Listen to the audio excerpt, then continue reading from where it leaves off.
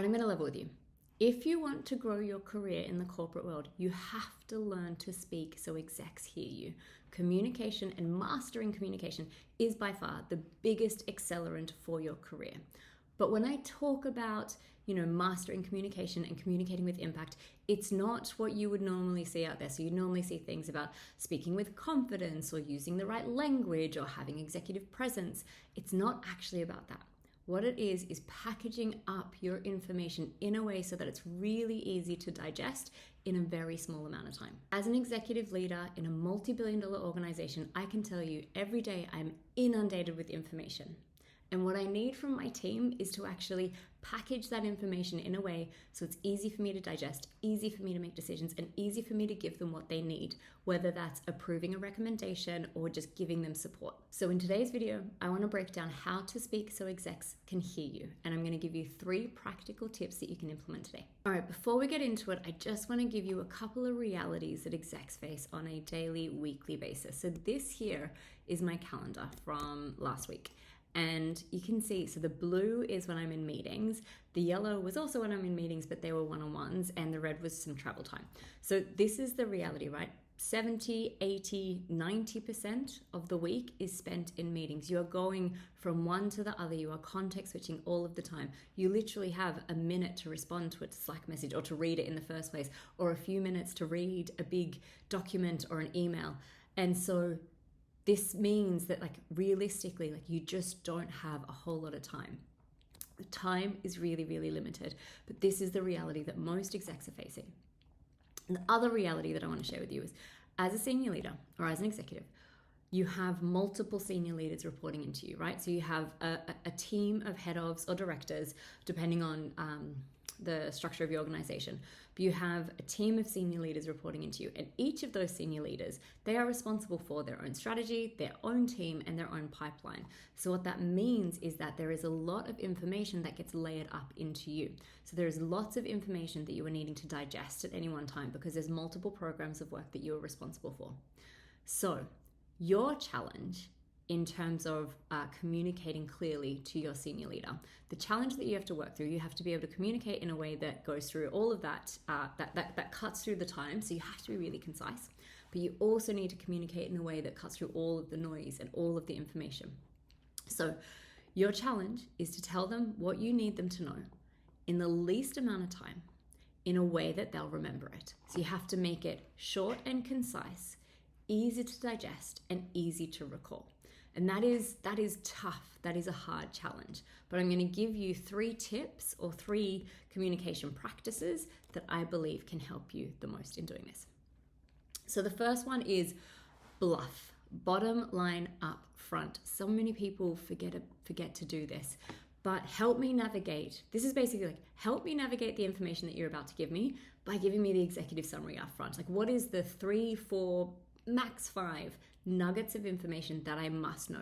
Tell them to me at the beginning, and then tell me the detail on how you got there.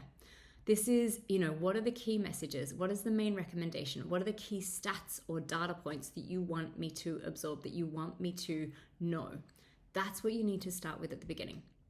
There is a tendency, a lot of people do this, there is a tendency to want to share all of the information and to showcase all of the work. But what happens, right, if you focus on doing that, and I get it, you want to showcase all of the thinking that you've done or all of the great work that you've done, but the risk with that is that in going through all of the detail, you risk missing the key points. So if you just give me all of the detail or you take me through a presentation going through all of the detail without helping me navigate what is important, I might miss the key pieces of information. So bottom line up front. Help them understand the main points up front. I can give you an example of this. Recently, I had a 27-page document shared with me, which I had to approve. And it was a recommendation on a particular type of, a particular strategy that I had to approve. And as I said, here's the reality of my diary. So I'm going from meeting to meeting, and I don't have a whole lot of time to be reading and absorbing information. And if I'm sent a 27-page document with lots of text, it takes a lot of time for me to absorb that and for me to understand, okay, what is it that you need my response to? Where is it that you actually need me to approve? And so what would have been helpful in that scenario is if there was a bottom line up front slide at the beginning, or a key recommendation slide that just helps me understand, here's the 3 main points that you need to know and the rationale behind it. So here's point 1, here's point 2, here's point 3, and the rationale. And ideally you make it, you give some kind of visual structure to your information. So rather than just having like lots of text on a slide like this, you give it, even if you categorize your text in this way, that can be really helpful to absorb. Another example of this could have been a key recommendation slide at the beginning, but you've got your recommendation on the left-hand side and a table that details why you've made all of these decisions. Anything like this up front is just very, very helpful. So take the time to create this so that your leader can give you what you need from them, which is likely an approval of a recommendation or some support or even some additional detailed thinking so that you can make better decisions. But make sure you do this. It doesn't take you long, but it does really, really save time, and it does cut corners in the future. Okay, tip number 2 is to make sure that you're focusing on impact over activity. So the practical framework that you can use here is to talk in impact first and then talk in activity. So when you're using this can be in team meetings when you're giving updates about your work. This can be in presentations if you're giving a recommendation about something, or if you're showing a potential plan that you want to go through, or this can even be in interviews when you're interviewing for a role. You always want to make sure that you are focusing on the impact and then the activity. What people tend to do is they focus on all of the work that they've been doing, and they talk about, we're going to do this, and this, and or I led a team of 20 and we did X number of projects. But really what people care about is the impact. What is the impact that is having? So the impact is the why the work matters. This is outcomes that benefit the business or the customer. The activity is the what the work is, what you plan to do, what the projects are, the details of the work done in order to achieve the outcomes. And a lot of people focus too much here and they don't focus here. So how this comes to life, some do's and don'ts. When you're in team meetings, don't let your work updates be about all of the workshops you're attending. A lot of people do this. They're like, oh, I'm going to this workshop on this day and I've been in this meeting and this meeting and this meeting. Your leader won't really care as much about that. Like, one, it makes you sound really busy, but being busy doesn't necessarily mean progress. You have to communicate in a way that is showing that you are progressing on your work. So don't just focus on the workshops you're attending, but do talk about the progress and what the workshop resulted in.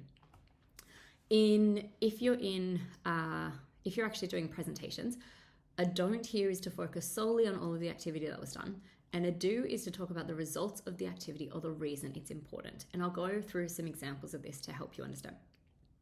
If you're in interviews, don't stop with your responsibilities in the activities. And this is the same for your CV. Don't just focus on here are my responsibilities, here's all the work that I did. Focus on how your responsibilities led to a change in an organization. You need to talk to the impact, not just the activity. So here are some examples of if you were talking in activity only versus if you were adding the impact of that activity and focusing on the impact first. So this would be an example of someone in a CRM team. So we built a CRM flow with 5 automated emails and 3 offers to send to lapsed customers. It's a lot about the activity. You sound busy, but is it progress? Versus there are 300,000 lapsed customers who could be worth 1 million in revenue. To reactivate them, we have built a CRM flow with 5 automated emails recommending relevant offers.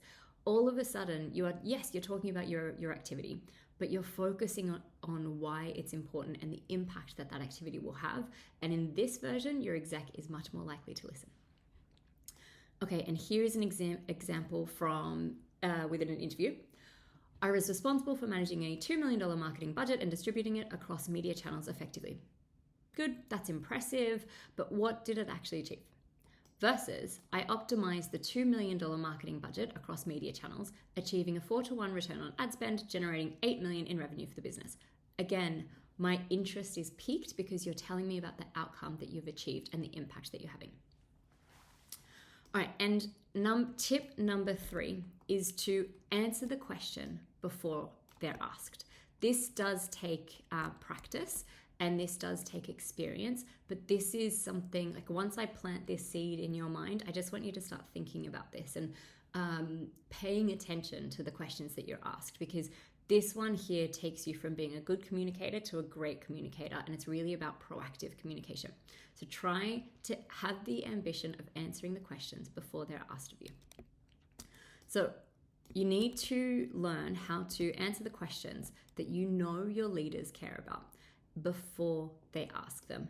And as I said, this takes practice, and you need to build experience of being in the room. Like, you won't be able to know all of the questions that they're going to ask you if it's the first time that you're presenting to senior leadership.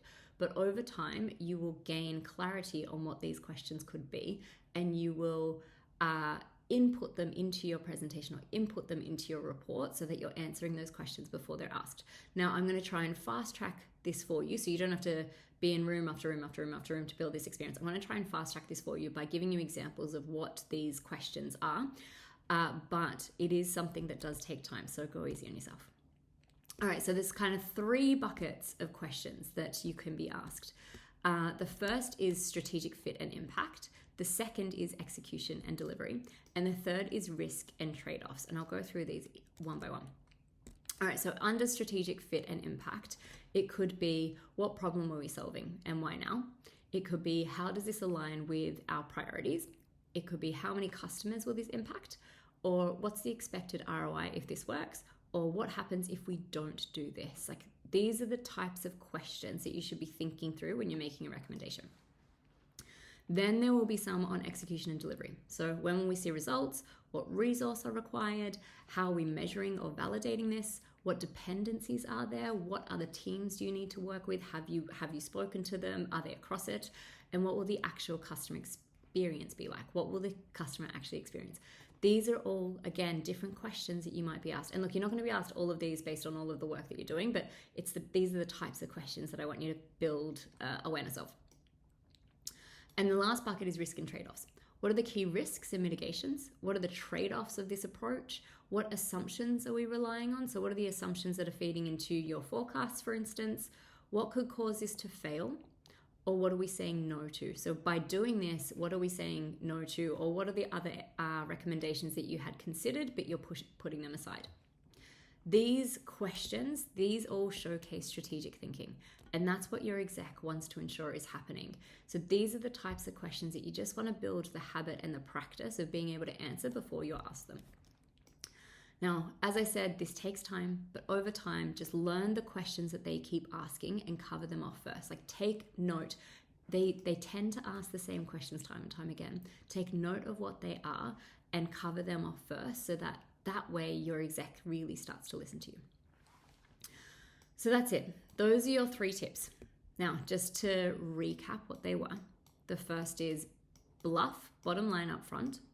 And that's really about giving this executive summary and this executive, here are the 5 key points that you need to know, so that your exec can then navigate the information that you're about to tell them. And you can give them the detail after that. The second is making sure you're focusing on impact over activity, and leading with impact first, and then talking about the activity that is required to drive that impact. And then the third is to answer the questions that you know are important to the executive before they're asked. So learn what types of questions that they care about, learn about the things that they care about, and make sure you cover those questions off before they get asked. That's it for today's video. If you are interested in continuing to grow your career, check out my mini series here.